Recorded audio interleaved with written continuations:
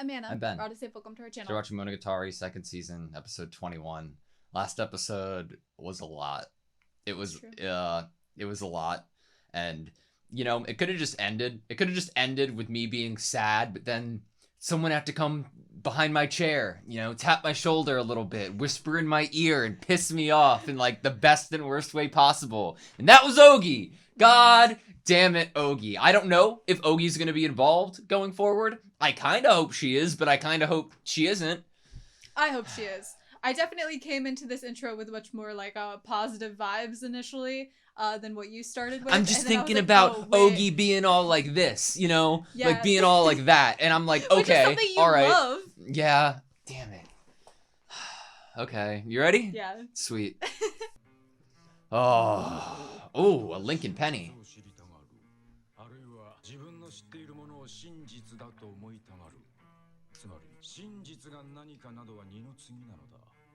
Like, why are we hearing Kaiki?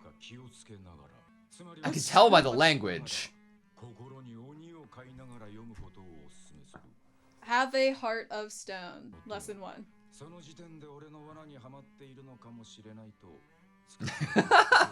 Scratch that.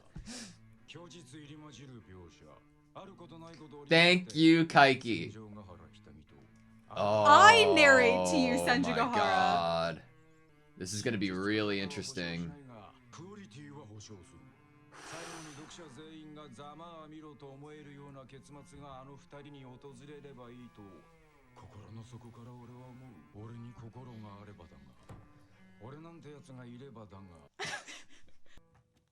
What are we in for right now?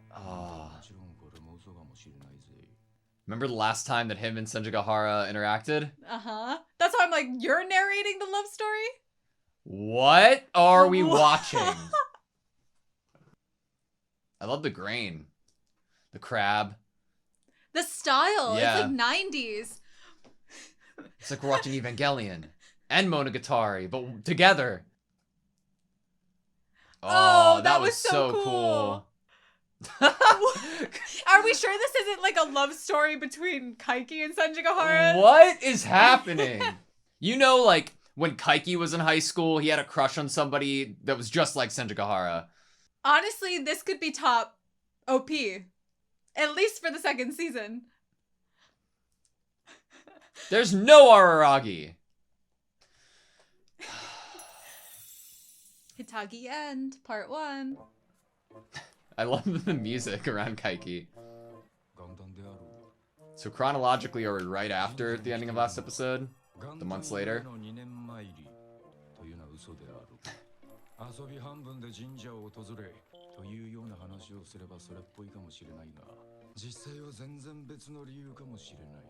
Of course. Who knows? Who knows? I think he'd want prosperity.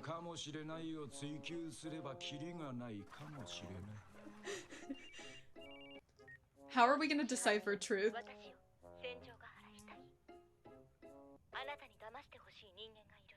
There's someone I want you to deceive.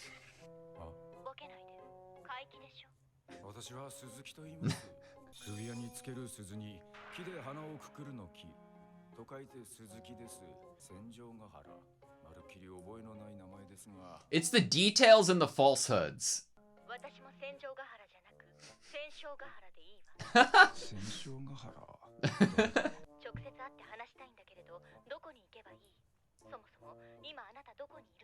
The idea of them meeting again. Uh-huh.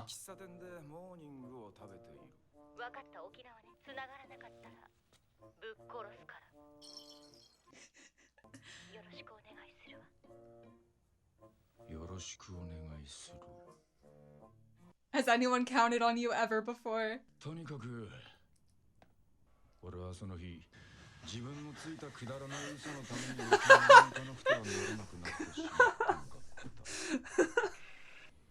Well, you didn't have to. No, he had to.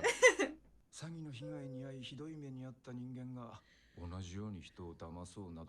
a great question. How interesting. That's why we're on a plane.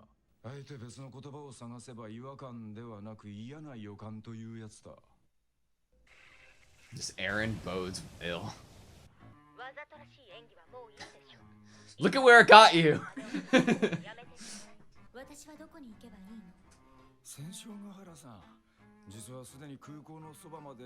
Oh my god.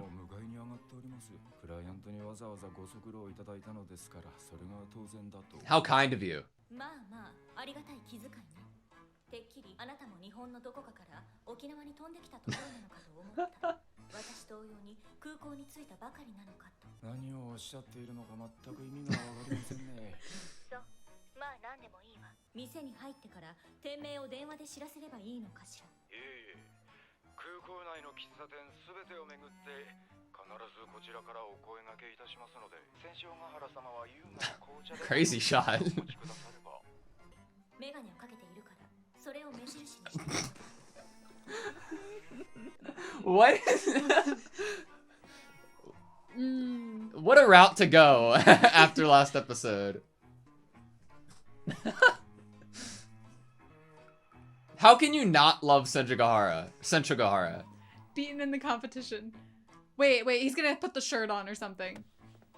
Oh yes! My god.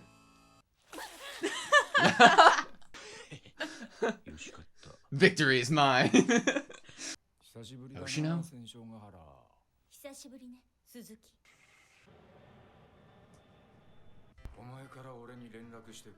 Neither did I.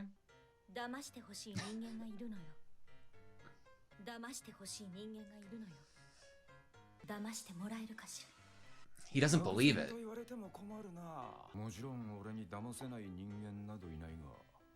Is that a lie? 目上ではなくとも年上ではあるあなたの顔を立てるつもりで仕事の依頼という形をとっているだけであなたは本来それくらいのことはしなければならない Duty bound to do 昔お前をひどい目に合わせたのだからその埋め合わせをしようとでもそりゃなんというか私に対する埋め合わせではない You won't be making it up to me.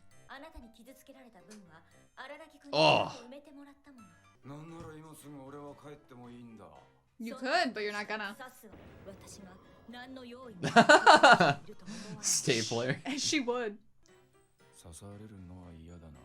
Look at his brow line. We cut the act.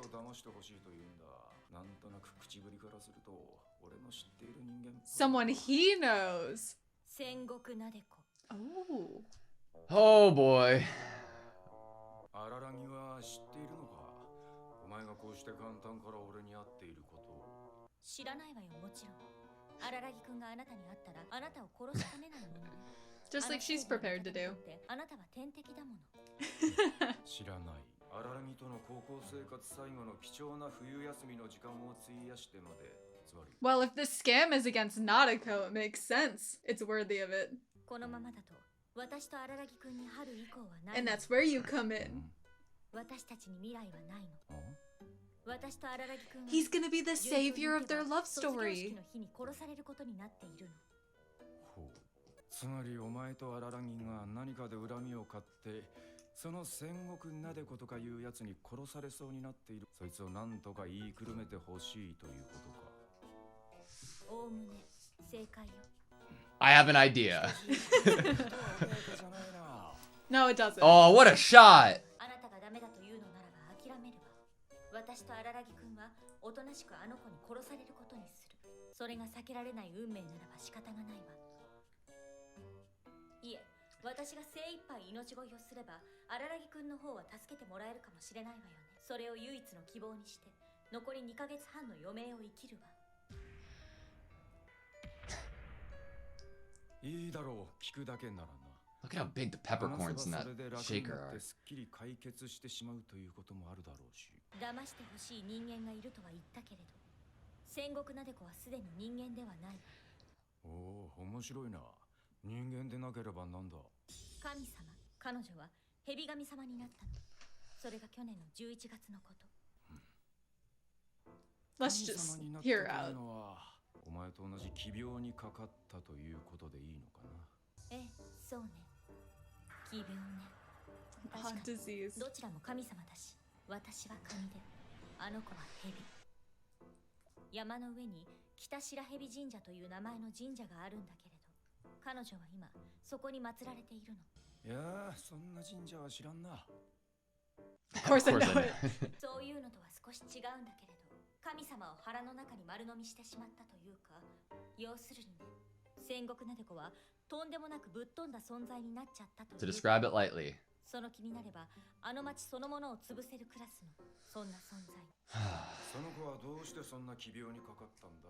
話を聞いていると、どうやらお前の同級生のようだが。違うわ。 You had it a little bit with the rival. ねえ怪奇、あなたわざと言っているの？ん？本当に心当たりがないのかしら。戦国なでこという名前に。あの町、お前の住むあの町に住んでいる中学生だということは、つまり俺が去年騙した中学生の中の一人というわけだな。厳密には違うわ。戦国なでこはあなたの被害を直 Direct 接受けたわけじゃない。 victims. あなたの被害者から。 Victim, Victim of your victims. Oh my 間 god. 接的な被害。 Indirect victim, yes! 詐欺による連鎖倒産のようなものか。そうだな。詐欺は連鎖的に被害を生むから。 This is what we call true 収 atonement. まらない社会悪なのだよな。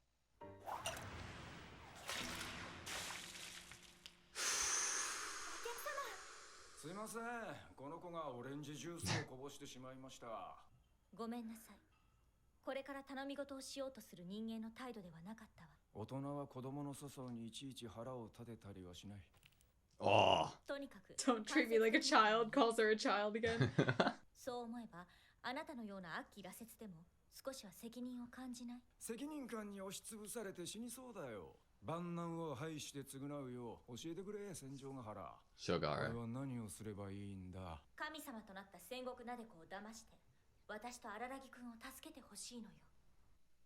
その言葉を俺は2年前にも聞いた。 Ah.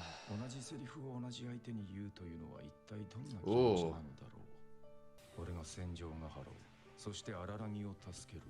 なんだかその文言は悪い冗談のようだった。そして俺は悪い冗談が嫌いではないのだ。結構愉快な気持ちになった。神様を騙せというのか、俺に。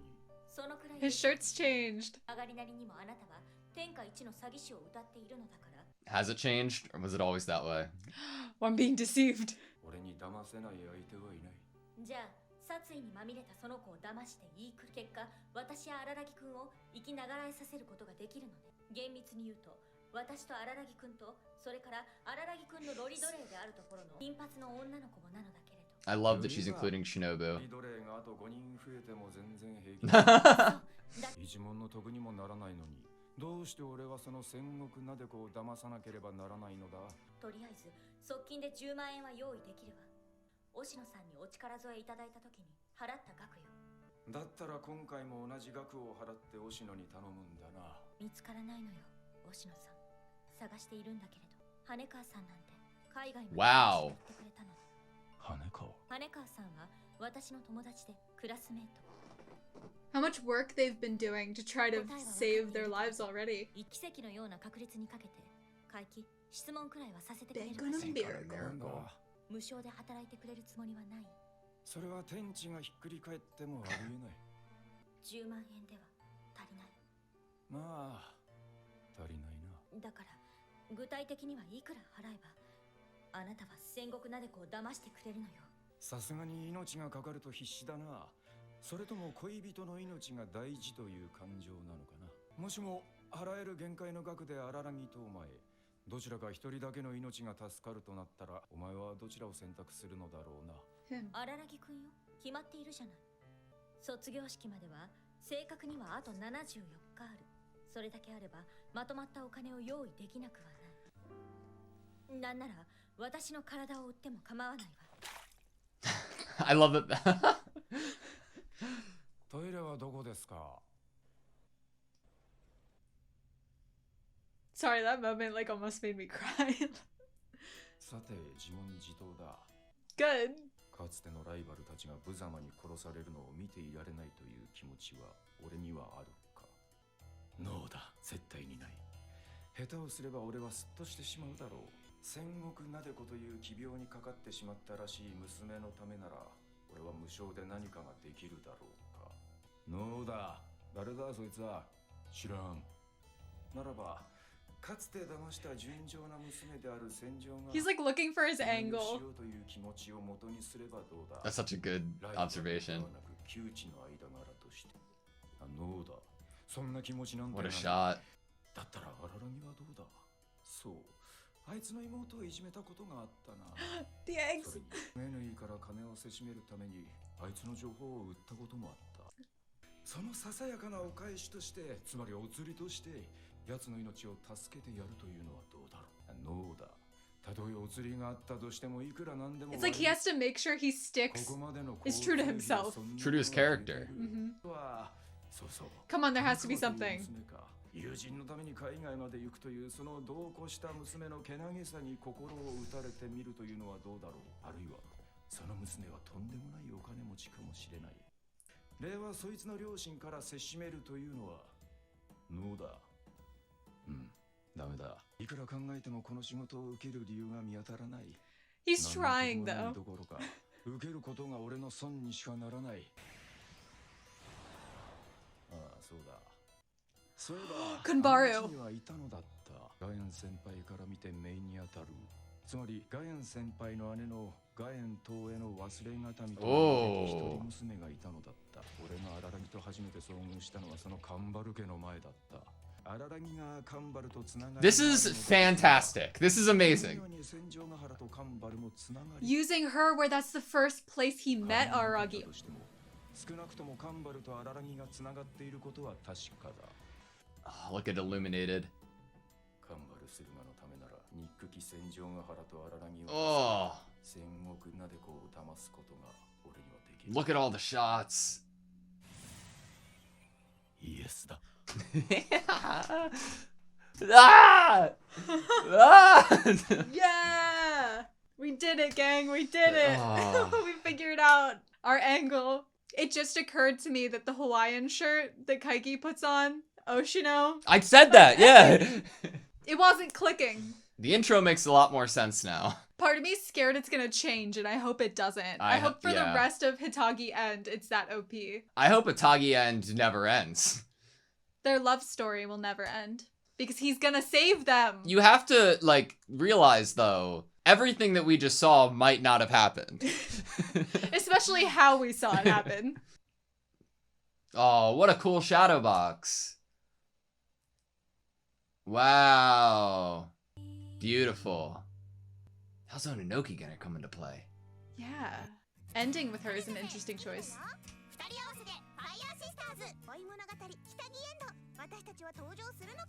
I sure hope so. Oh.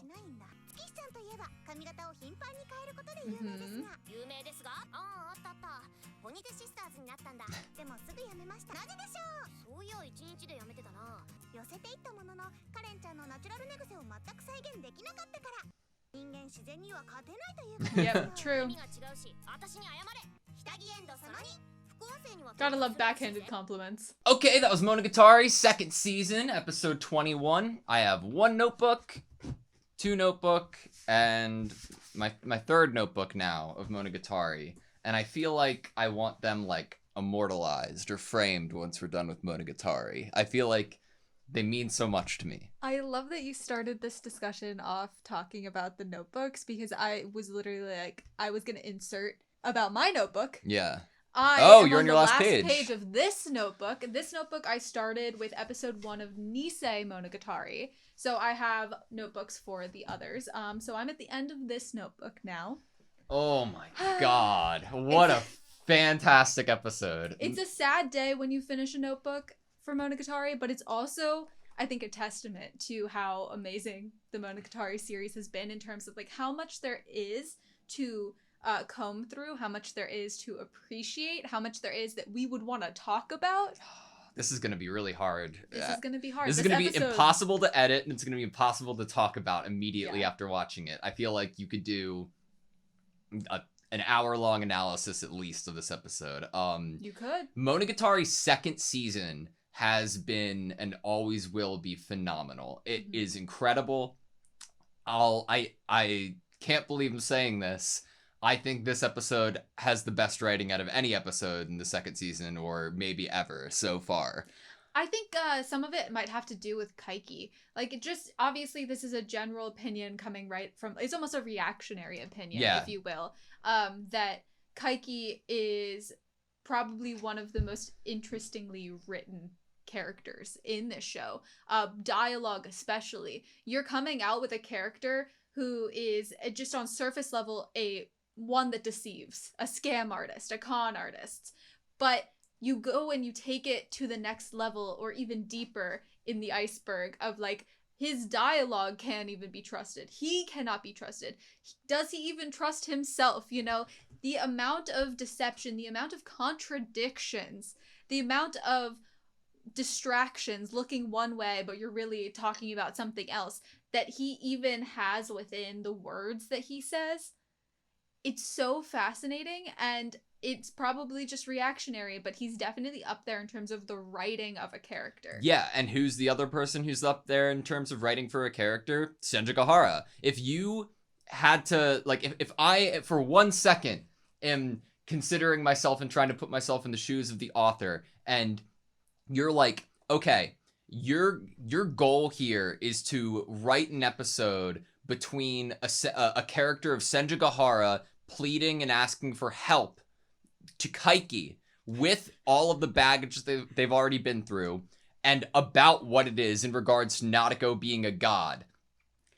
It's almost like an impossible task. Imagine it's like pitching that. It's like how, like, I would get so intimidated, I would get so scared, because I know if I could pull it off, it would be a treasure. It would be gold. But like it's impossible to do it to the standard that I could imagine it being done. Oh wait, it just fucking happened. Imagine it was like a sitcom or a skit show, and you're pitching this idea for this next episode, and you're like, yeah, I'm gonna have Senjigahara go ask Kaiki for help saving Senjigahara and Aragi's lives, and you were trying to pitch that to someone else, they'd be like, it's gonna be a tough task. Yeah. It's gonna be hard to do. If you pull it off, though, it's gonna be a masterpiece. I have so many timestamps that I would love to bring up, but I feel like above all else, this might be just like an emotion first beginning end of the discussion, because of I love this episode so much. I think that the best part of the episode, specifically in terms of writing, because there were so many great parts of this episode, but the writing in the bathroom might have been, I don't know, it was perfect. I don't know how you could get better. Kaiki can't break the facade. No, not the character of Kaiki. You can't break Kaiki as a character. And Kaiki going through every single iteration of any reasoning that Kaiki the character would help here was Doesn't it feel meta to some degree? Yeah. Like, normally a character or a person would just be like, my whim today is that I'll do this. They don't have to reason with themselves in a soliloquy. Yeah. They don't have to do that. Like, just and averagely. to identify it as a soliloquy. Yes. Like, but that was honestly my highlight of this episode, was the moment that spurred on the coming into the bathroom and then into the soliloquy. I would say that is my standout moment. And so, like, if you're cool with it, I would just like to talk about this. If you want to read some dialogue first, no, like, I'm cool let's with just that. talk about it, because I think you're right. Like, and what was the moment, right? We've had many spilled drinks this episode, but the drink that was thrown by Kaiki, let's even back it up a little bit. Drinks that were thrown earlier, right? Mm-hmm. And comparing like an adult to a child, a drink's thrown, and then to reiterate the child comment again to Senjigahara. Right. Obviously, there was another thing too, before the drink, which was the bringing up of how many people we might ask Kaiki to save. We are already painting a picture for him. We're already helping widening the scope for him, that there might be more people involved in this, and Nadeko, and what disasters she could bring. And I think that widening that scope for him, just with Senjigahara bringing up who else might be involved, how many people would he save? Kaiki does it himself. Like, because Senjigahara is like, save me, Senjigahara, and Araragi. Okay, if you had to pick one, who would it be? Araragi, of course. Okay, save Senjigahara and Araragi. Also, there's this little blonde slave girl that Araragi has. We have to save her too. I love that Senjigahara brings up Shinobu. But then I'm pretty sure that it's Kaiki who has the line of, oh yeah, even an additional 5 slaves. An additional 5. Yeah, the idea they widen the scope there, and because of that exchange between the two characters, it's what makes perfect writing sense that we then go into another room where Kaiki is able, a place where Kaiki is able to figure out eventually, using all of these different people, is there any of them that could help give him a yes instead of a no? And to bring it back before, like, that last thing that was thrown, that last glass of coffee that was thrown, when was it thrown? Was it thrown when Senjukahara was like, okay, this will just be the down deposit. I'll get whatever lump sum you deem to you at a later date. I'll do whatever it takes. Yeah, whatever. I'll even put my body on the line. I'll sell my body. Immediately thrown in her face. I teared up. I had an immediate emotional reaction to this. The character Kaiki will never acknowledge whatever my feelings of the reason the drink was thrown. Yeah. Because he even goes on to say, like, her saying that isn't enough for him to give a yes as he's doing his soliloquy in the bathroom. He brings up the idea of her body being on the line, and would that make him say yes to this scenario? And he says no. That's just one of the many examples he tries to come up with. He's covering for himself. Like, when he like, it's so immediate and so reactionary when he's like, where can I find the toilet? It's like, he's covering for the action that broke Kaiki, it seems like. He broke his action. Yeah. He broke out of himself for a second, and that's why he needs to go to the bathroom and check himself real quick. But it's not even checking himself. It's like, at that point in time, he's already somewhat made the decision in his mind, but he needs to find out why the decision needs to be made and what for. Like he needs to find moral reasoning for Kaiki as a character, why Kaiki needs to do it and why it would benefit and make sense for Kaiki to do. Honestly, what we're kind of realizing as we're speaking, it's so amazing and beautiful that we get a reaction of him that is, he wants to say yes. His immediate reaction, obviously to us, we can read it, especially now as we're breaking it down, is that he does, it's not just curiosity, as he says initially when he gets on the plane. Now that he's hearing more about this and he's talking to Senjukahara, there's so much more here that he would want to just say yes. So can we go through a couple lines? Because I did want to talk about a couple things. Do I feel like I can't stand by and watch as my former rivals die? The expression. No, definitely not. If anything, that would only please me. Can I do something to help the Sengoku Nadeko girl who's suffering from an odd disease then? Odd disease? Yeah. No. Who the hell is she? Couldn't care less. Oh my god, I need to bring up that shot. Jesus. I am so glad Kaiki is back in the show. Couldn't care less. This next one, though. Then what about the innocent girl I deceived in the past? Do you think that there's any intention of Kaiki in bringing up these hypothetical situations? There's any, like, subconscious emphasis on bringing up trigger words like the word innocent to try to nudge you to a more empathetic answer or response? Well, think about the placement of his body as well, as he's saying, then what about the innocent girl I deceived in the past? He is now clutching the mirror. There's a lack of indifference there if you're clutching the mirror and facing it kind of straight on. Like, what if I base it off of a desire to make it up to her? Which we know he has, obviously. But, like, the way that he's framing it is so great because it's clear as day of what he's doing, but in doing it in so quick succession and so smoothly, it is perfection. I don't know how you could do it. I can't imagine how you would write this. Not because she's a rival, but because she's an old acquaintance. Do I feel like I want to help Senjukahara or her family? Do I feel like Kaiki would want to help Senjukahara or her family? No, I don't. I love this shot, too. But his reaction to this isn't as kind of flippant and couldn't care less as his, like, reaction to what I want to save, like, Nadeko. It's almost like he's analyzing the character of Kaiki himself while he's trying to figure it out. There's such a different kind of mood and tone to his reaction when he says no to some of the different scenarios. Yeah. Even if one of my scams forced a girl into prostitution, my way of life wouldn't change one bit. What about Araragi then? I did torment his little sister. I love seeing the eggs in the background. And he's like really thinking now. The eggs are great, yeah. I also sold information to him about Kaganoi for the money. I love that that's an added piece, that Yozuru is being brought up into this. How about returning the favor, repaying my debt by saving his life? Nice whales in the background. No. Even if I owed him anything, this wouldn't be a fair deal.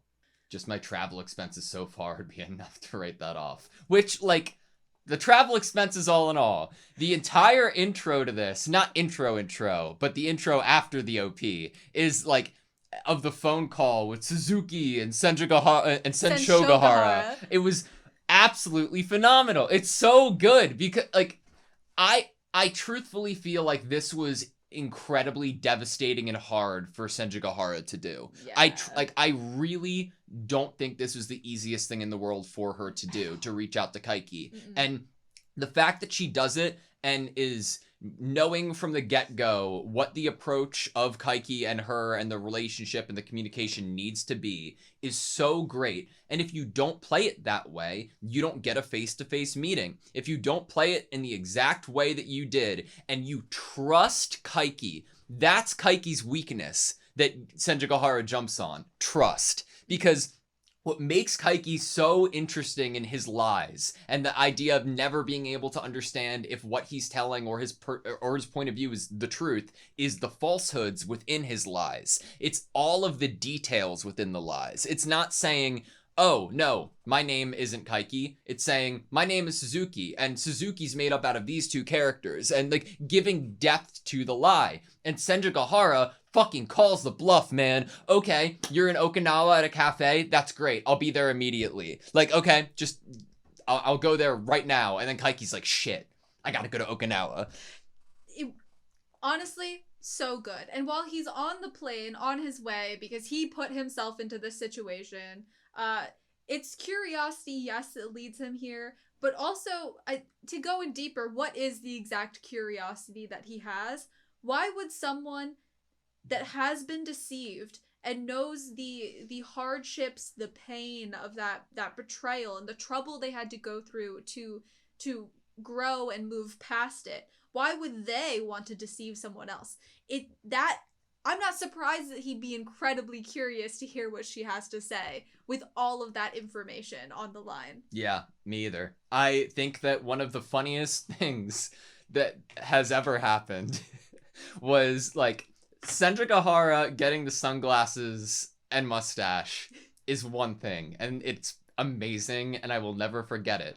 But Kaiki walking past the same thing, it almost feels like he was like, oh, Senjigahara definitely took something off of this mannequin, getting the shirt and sitting down just for Senjigahara to spit out her drink, and Kaiki's like, victory is mine. Out of the three. And what is fun is this is like, you of course need an icebreaker if you're gonna have, this was supposed to be, or what you would think it would be, an incredibly awkward interaction between two people who probably don't really want to be there with each other. And for them both to come at it, you know, with an icebreaker but a competitive one, really fits, it really tracks. And honestly, on the note of talking about the Hawaiian shirt and the sunglasses with the mustache attached, I really loved that throughout the episode that changed, that the shirt changed and even the mustache shape changed multiple times. Yeah. And I really love that because it fits the tone that Kaiki set for us at the very beginning of this episode. Kaiki says that he will be telling us about the love story of Senjigahara and Araragi, and believe what you will out of it. Is it gonna be fictitious? Who really knows? Yeah. Can you really trust him? It's, oh man. And also, like, bringing up the Hawaiian shirt even, talking about that without bringing up Oshino. And not only Senjigahara has been looking for Oshino, Hanekawa has. She's been traveling abroad looking for Oshino. I think that Oshino probably, like, isn't it fun to imagine, like, he knows they're looking for him and he's just hiding somewhere? Yeah. Because he's, like, obviously maybe wants them to deal with it on their own, maybe wants Kaiki to be the one that ends up helping here. I don't know what Oshino's angle would be. Gotta bring up the angles again. I really like this line from Kaiki that's coming up earlier in the episode. Like I've been saying, deceive Sengoku Nadeko, the god, and save both Araragi and me. Help me. And like that's exactly what she's saying, right? Help me. And then he says, I remember hearing those words 2 years ago. I wonder how it feels to say something you once did to the same person again. I like, even like clicking back and rewatching this interaction makes me emotional about the rest of the episode and what Kaiki ends up coming to the conclusion that he does. Like, what an empathetic line. Yeah. What an empathetic line. I wonder how it feels to say something you once did to the same person again. I wonder how it feels. Kaiki's trying to put himself in his previous victim's shoes. Yep. And right then here? let's slingshot right back to the end of the bathroom sequence where he continues, what's left? Oh, right, the Hanakawa girl. How about being moved by the extremes to which that girl's willing to go to help her friends? Or she could be filthy rich. I could have her parents repay me. Like, what but we'd lengths... be acting without knowledge. Yeah, like, what lengths are we going to? What hypotheticals are we reaching for at this point? Reaching for any freaking thread with no basis to it here. And internally, what does he say there? It did not require a moment's consideration nor to properly finish my sentence. This isn't working. No matter how much I think about it, I can't think of a reason to take this job. Look at his posture as he's thinking about how he can't think of a reason. Forget not standing to make a profit. Taking it would only cause me a loss. And then running into his head. Oh, wait. Come to think of it, she lives in that town. I'm pretty sure we get Kambaru's mom's name here. We do. Gaian's Not only niece. does she exist in this town, but the first place we met Araragi. Uh-huh. That is to say, the memento of sorts of her elder sister, Gaian Toes Ione, daughter. Interesting. Very fascinating. It's like, what a length to go to, because the justification only works for Kaiki and wouldn't work for anybody else. And we don't really know what the actual context is that would make him care about the Gaian family or be so heavily interested. Obviously, we know that he knows a member. He knows Gaian Izuko. Mm-hmm. And that connection, so obviously Kambaru, it's not even Kambaru's life, right? Like, obviously Kambaru is important, and because of that, and because of what? I guess since Araragi was outside of Kambaru's house, let's say that there's potentially a link between them and they probably care about one another. Then I should obviously assume there's one between Senjigahara and her too. Like, we're linking... It's like we're throwing a stone, jumping on that stone, and then throwing a rope back to the original stone to try to connect everything together. And we found it. Yep. Luckily, we found something at the very end. One thing that we could latch on to. If it's to help Kambaru, can I save my hated foes, Senjigahara and Araragi? Can I deceive Sengoku Nadeko for her? Yes. Okay. How do we defeat Nadeko? Oh, what a great question. My I wasn't idea. even thinking about that. My idea. Nadeko's a god. There's no way to not acknowledge that. There's no way to get around the idea that she's a god. She's being defied, right? Deified, sorry. She's being deified. No way to get around that. If we're able to convince Nadeko that she isn't a god, if we're able to deceive her into thinking that she is not a god for a second, can that phenomena come back and are you talking bring up parallels to be what our theory could be of how we're able to deceive her? Yeah. The parallel for deception would be to get her to act as something other than a god. Yeah. Okay. I mean, I like that because that's what we were previously getting within Shinobu time. Uh-huh. So I do like that. I honestly... My brain was so focused on Kaiki for this episode that it didn't even go past what I was witnessing. It's so to even think good. about how we would. I know, same. It's just because it was so good. Everything about it was so good. Every line. I'll feel awful cutting any line because we have to for fair use. Mm-hmm. That's how fair use works, but it's gonna be brutal. It was so well written. Everything's so connected. We have save his former rival, but we'll be saving the former rival from someone who thinks of Senjigahara as a rival. Mm-hmm. So many rivals here. Everything is so connected. Another shot I wanted to bring up was one of Kaiki's through his glasses. I think it's around like 12 minutes and 33 seconds. Yeah, he's looking up. I have to say, getting killed doesn't sound very nice. And then look at that. And look at that. Of course, like... Is it a coincidence that one of my favorite episodes of Monogatari second season, if not my favorite episode, includes Senjugahara? I was about to start talking about why is it that when Kaiki is a part of Monogatari, I feel like we have a field day talking about Kaiki. I feel like brilliant. It's just, how can you not have a field day talking about Kaiki? I honestly think, like, obviously so many of the characters in this series, not just so many, but all of them have, like, a special place in my heart. Like, I really do love the writing for all of the characters across the board. And from Monogatari second season, that's only grown, especially for characters like Nautiko specifically. I have gained so much depth from witnessing this show and what it has to offer about certain characters. All of them are so good. There's so much to talk about.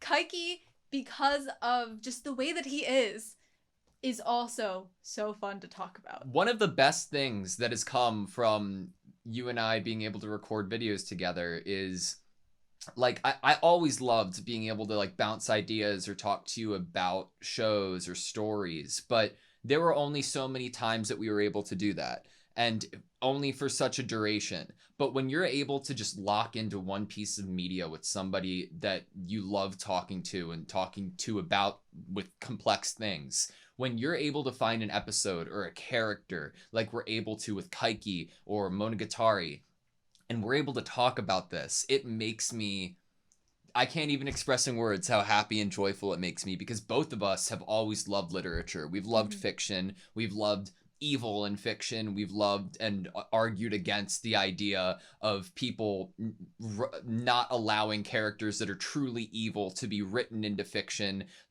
It's just such an amazing experience when we're able to watch something like this, and the second the episode ends, I'm just like, oh my god, I'm so excited to talk about it with Anna. It's going to be amazing. And we get to do it. And hopefully we continue to get to do it, because even though this is Hitagi End, we are not done yet here. Yeah. It's only part 1. Yeah. I wanted to read off a couple of lines of dialogue and then look at what I immediately wrote, because there's so much dialogue within Monogatari. I can't write exactly what was on screen, even though I wish that I could to do the quote justice, but I think it's funny. Allow me to mix fact and fiction together in a web of truth and lies, as I narrate to you Senjugahara and Araragi's love story. I won't guarantee its legitimacy, but I will guarantee its quality.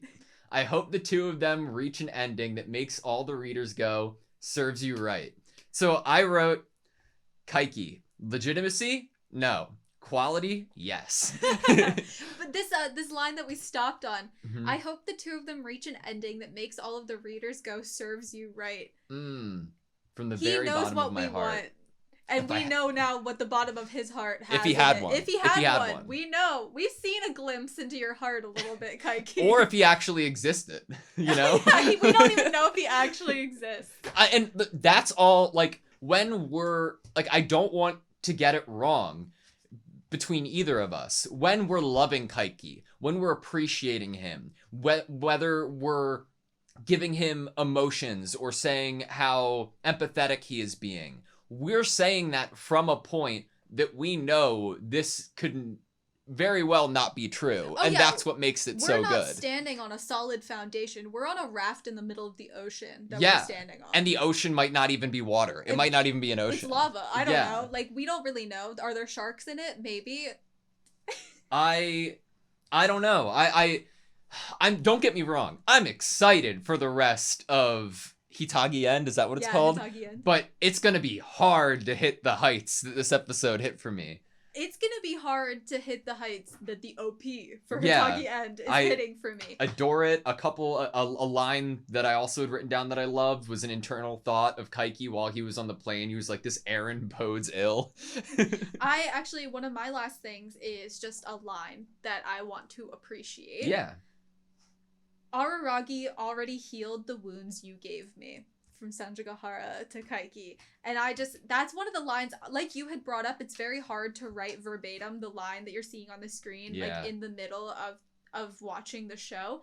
That line is the only thing that is incredibly coherent and fully written in my notebook. That I don't blame you, man. I don't blame you. I'm just going through everything that I had scribbled down because, I mean, 1st of January, yeah, there's 74 days, right? 74 days. I love that, you know, Araragi is studying and that Kaiki has confidence in Senjugahara's like ability to help teach Araragi.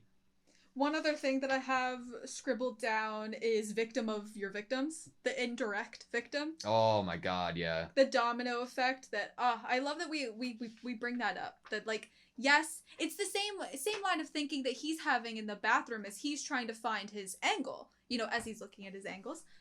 When he's trying to do this and he's trying to think of like this person's connected to this person's linked to this person, we end up with Kanbaru because she might somehow be linked to Araragi and therefore we can use that to say yes. It's the same conversation of that like domino effect where that kind of connected to something else. The connection of a victim to someone else that then they can make a victim, and that you, the person at the start of that, yeah. I have a question. So like Senjugahara brings up the idea of like, oh, is there not a person in this world you could deceive? And Kaiki doubles down. It's like, no, there's not a person in this world I wouldn't be able to deceive, and it's just a matter of like, will he do it or not? Mm-hmm. And Senjugahara continuously brings up motives or reasons that Kaiki would be able to do this, even, you know, for free. And there's something that Senjugahara says, in truth, this is something you're duty bound to do.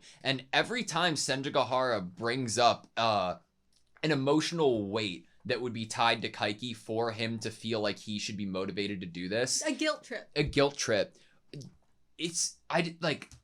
Senjugahara knows who Kaiki is, and she is doing this. You know what I mean?